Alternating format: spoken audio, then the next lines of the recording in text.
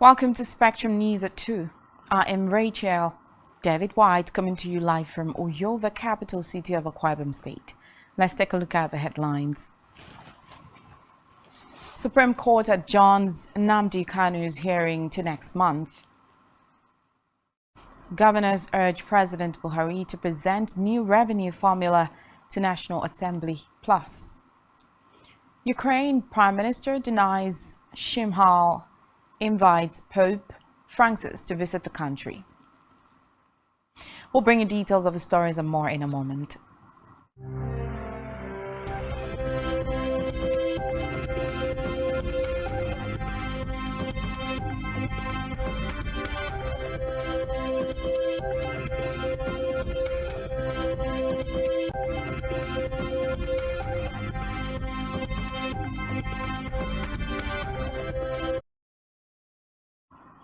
We begin this afternoon with a judicial report that the Supreme Court today has adjourned the hearing of Nnamdi Kanu, leader of the indigenous people of Biafra IPOB, to May 11th. The decision of the Supreme Court was disclosed in a tweet by Kanu's special counsel, Aloy Ejimako. According to reports, the Apex Court granted leave to the federal government to bring 9 new grounds of appeal against the release of pro-Biafra agitator Nnamdi Kanu. Recall that the court had earlier fixed a hearing for today. Their successionist Hadi Kalu appealed against the 28 October 2023 decision of the Court of Appeal, which stayed the execution of its earlier order, acquitting him of all charges and directing his release from the custody of the secret police. Stage of the Federation have resolved to meet with President Muhammadu Buhari over the new revenue draft presented to him by the Revenue Mobilization, Allocation and Fiscal Commission in 2022. The meeting, according to the outgoing governor, is to plead with the Commander-in-Chief to present the new draft formula to the National Assembly before May 29, 2023, when a new government would take over the reins of power. Tambuwal disclosed this at a meeting of the 36 governors under the aegis of the Nigeria Governors Forum in Abuja. According to him, the forum also discussed the guidelines on financial regulations set by the Nigerian Financial Intelligence Unit, primary healthcare and stamp duties, among others. In a separate development, President Muhammadu Buhari has been applauded for initiating reforms in the Niger Delta Development Commission (NDDC) through the Ministry of Niger Delta Affairs (MNDA), which has repositioned the Commission for positive and sustainable development of the Niger Delta region. The Minister of Niger Delta Affairs, Umana, gave this commendation while declaring open the NDDC PPP Summit, holding in Lagos, on behalf of the Vice President, Yemi Osinbajo. According to the Minister, the President's directive to reform the NDDC was timely as it has repositioned the Commission to be transparent, accountable, and to run on the template of the global best practices in public governance. While harping on the need for supervision, Omana urged and argued that the ministry has well-defined limits, giving clear demarcation between supervision and interference in the observance of international best practices of human rights. The Attorney General of the Federation and Minister of Justice Abubakar Malami disclosed this after the council meeting presided over by President Muhammadu Buhari. According to him, no government has observed human rights in its dealings with Nigerians like the Buhari administration, noting that approval was based on the memorandum on policy relating to human rights which he presented to the council. The AGF recalled that 130 million naira was awarded to the family of APO6 by the court, even though the case predated the administration. Away from that, the Minister of Aviation, Hadi Sidika, has expressed optimism that the proposed national carrier Nigeria NCAA not to issue an Air Operator's Certificate AOC to Nigeria's Air Limited, following a suit filed by a group of domestic airlines. The domestic airline operators had, under the aegis of the Airline Operators of Nigeria, challenged the equity structure of the airline, which ceded 49% stake to Ethiopian Airlines, with federal government having only 5%, while the remaining 46% for Nigerian investors.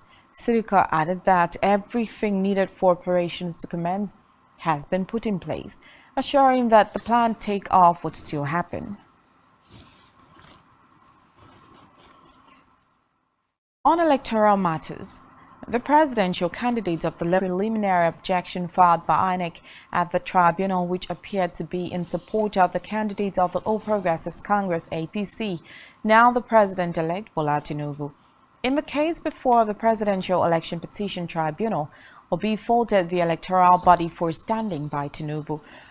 He noted that both the Supreme Court and the Court of Appeal in the past cautioned INEC to place itself in a place of neutrality, remain fair and focused. In a separate development, the Minister of State for Foreign Affairs, Zaberu Dada, has said that no Nigerian life has been lost so far in the crisis engulfing Sudan. He stated this at a media briefing after the Federal Executive Council meeting, noting that the federal government had already perfected plans to evacuate over 5,000 citizens in the war-torn country. Dada noted that the first batch of Nigerians have been conveyed, hinting that citizens will be conveyed via buses through Egypt and consequently airlifted. The minister added that diplomats, women and children are a top priority in the evacuation process.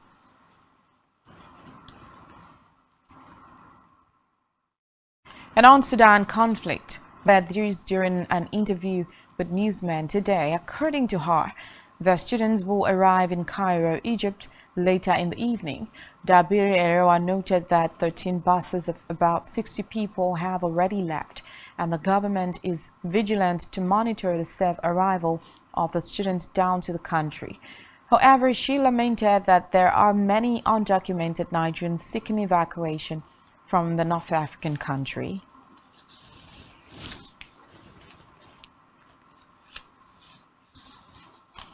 Back here, the Executive Secretary of the Akwa Ibom State Primary Health Care Development Agency, Dr. Inoata, has called on parents in the state to make available their children for regular immunization. Atta made the call in commemoration of the World Immunization Week, celebrated in the last week of April, with the aim of highlighting the collective action needed to protect people from vaccine-preventable diseases. More than 80% of people, particularly children, are protected from preventable diseases. The executive secretary added that the exercise is free and would continue even after the immunization week. And then what we can do going forward. So it's just a reminder of how effective that has been, and then what we can do going forward. So the theme for this year is catch up. And so we're trying to catch up on all the missed children that haven't had the right immunizations or vaccinations that they were supposed to get, and ensure that more of our efforts are targeted at this. Please, when it comes to your vaccinations and immunizations, please go out there, avail yourself of what is there for you at the primary healthcare facilities. Once the vaccines are there, please go and take your vaccinations, and they're free. And now to Africa, where the Sudanese are between forces loyal to rival military generals. The outbreak of violence has reportedly left more than 400 people dead and forced tens of thousands to flee the country. The Sudan's Army Chief General Abdel Al-Burhan said the extension follows an initial proposal from the Regional African Bloc Intergovernmental Authority on Development. Meanwhile, U.S. Secretary of State Antony Blinken said he spoke to the African Union Commission chairperson, Moussa Faki Mohammed, on a collaboration to create a sustainable cessation of hostilities and end the fighting permanently. Continuing in part of Sudan despite a 72-hour ceasefire largely holding. Media report from Omdurman, the city adjoining the capital Khartoum, had food and money.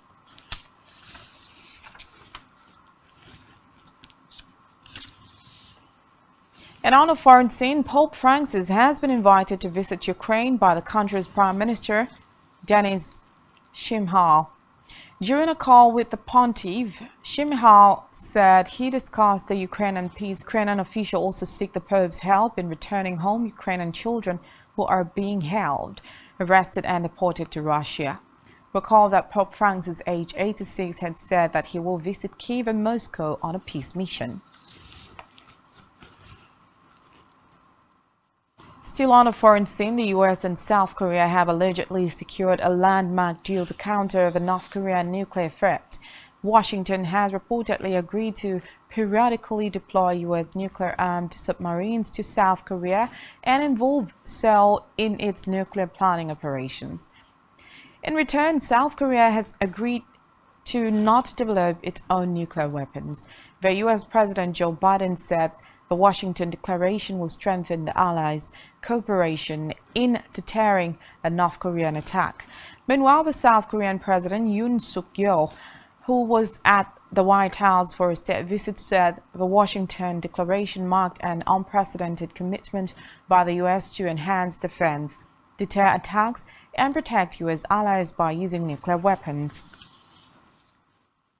Nuclear attack by North Korea against the United States or its allies or partisans or partners is unacceptable and will result in... And still to come in the news. Nigeria loses to Bulgaria at International Handball Federation Championship opening games. To stay with us.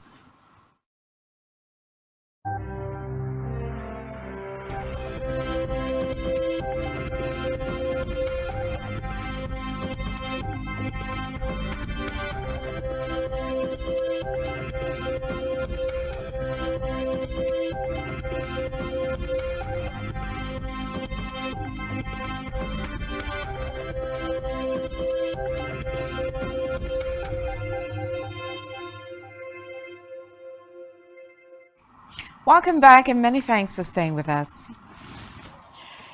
And now to our business news. The United Nations has disclosed that the shortages of the naira in recent times crippled the Nigerian economy.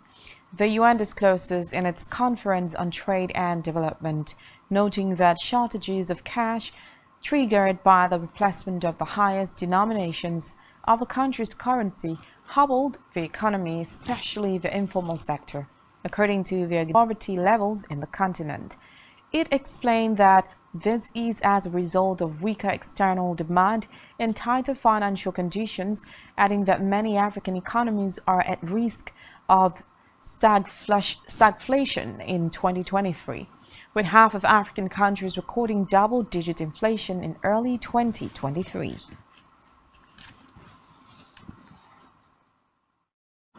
Still in business, the Nigerian Liquefied Natural Gas Limited, NLNG, has said that gas demand in Nigeria will increase by 50% in the next 30 years.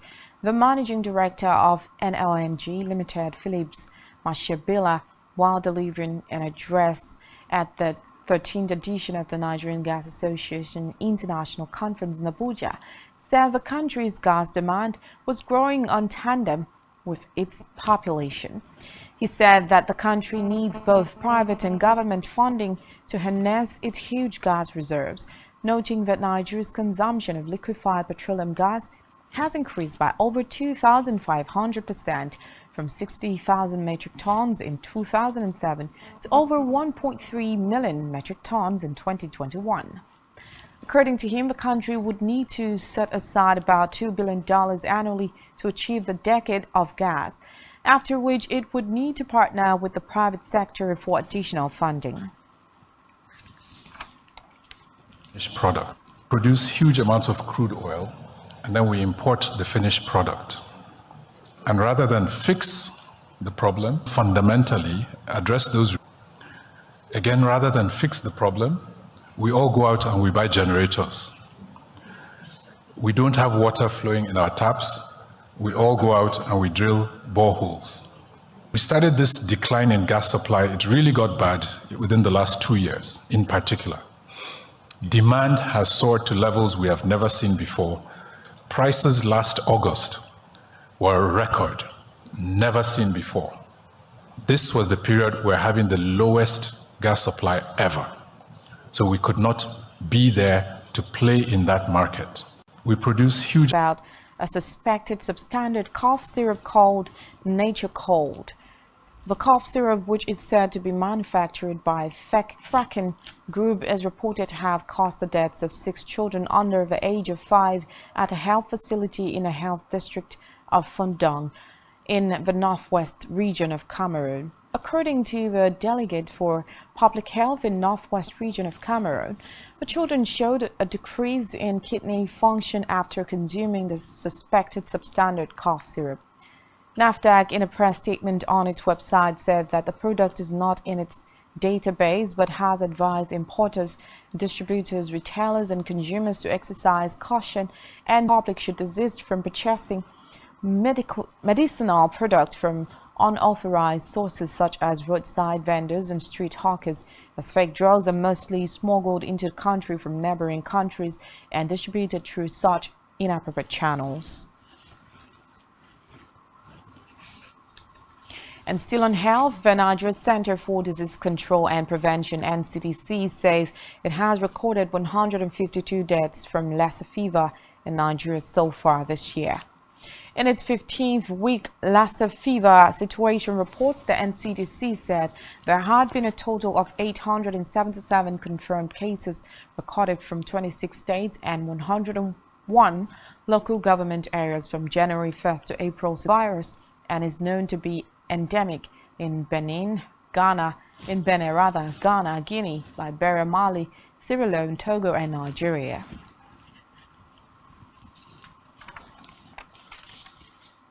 And sports. Nigeria's under-24 male handball team lost their opening game to host Bulgaria at the 4th International Handball Federation Emerging Nations Championship. The game, played at the Palace of Culture and Sport in Vanna, saw the hosts beat their African rivals 23-19 to make it their second win in the tournament. They had earlier defeated Azerbaijan. Nigeria managed to stay close to the game and exerted some pressure on Bulgaria, especially with the first half ending 11-13 in favor of the host. The Europeans, however, showed they wanted to win more. beating the Nigerian team coached by Solomon Yola by 4 points to stay top of Group D. Meanwhile, the two wins have qualified Bulgaria to the semi-finals of the tournament, where they face Cuba, the top team in Group C, on Saturday. A total of 12 teams grouped into 4 are currently participating in the tournament, which is expected to end on Sunday. And still in sports, Manchester City delivered a masterclass 4-1 win to overwhelm Premier League leaders Arsenal and strike a huge psychological blow in the title race at Etihad Stadium. The confrontation billed as a potential title decider turned into an embarrassingly one-sided affair. Pep Guardiola's side, now 2 points behind Arsenal with 2 games in hand, were inspired by the devastating partnership of Erling Haaland and Kevin De Bruyne, go 4 league games without a win at a crucial stage of the season. Meanwhile, in other fixtures, Chelsea lost their 5th successive game since the return of Frank Lampard, as Brentford won at Stamford Bridge to strengthen their position in the Premier League's top 10, while Liverpool beat West Ham 2-1. On our entertainment news, Afrobeat sensation Davido has announced a 2-week North American tour and sale starting Friday. The highly anticipated tour comes on the heels of the release of Davido's 4th album, which features 17 tracks and had dropped on March 31st, 2023. Reports say the tour is set to hit 6 cities, including Washington, D.C., Houston, Chicago, Boston, and Toronto from July 1st to 15, 2023. And still on entertainment, Nick Cannon, the actor and radio personality, refused to take the blame for the collapse of his marriage to the mother of 2.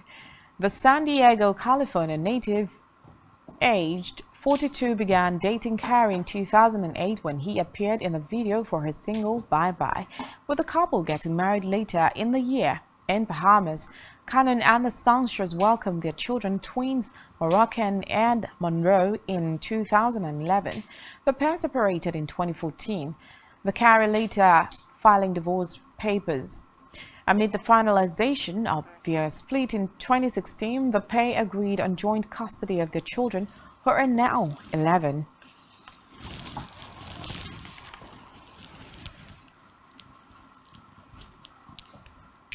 And that's all we have for you at this time. Do ensure to follow us on social media and subscribe to our YouTube channel, all of which you can find on our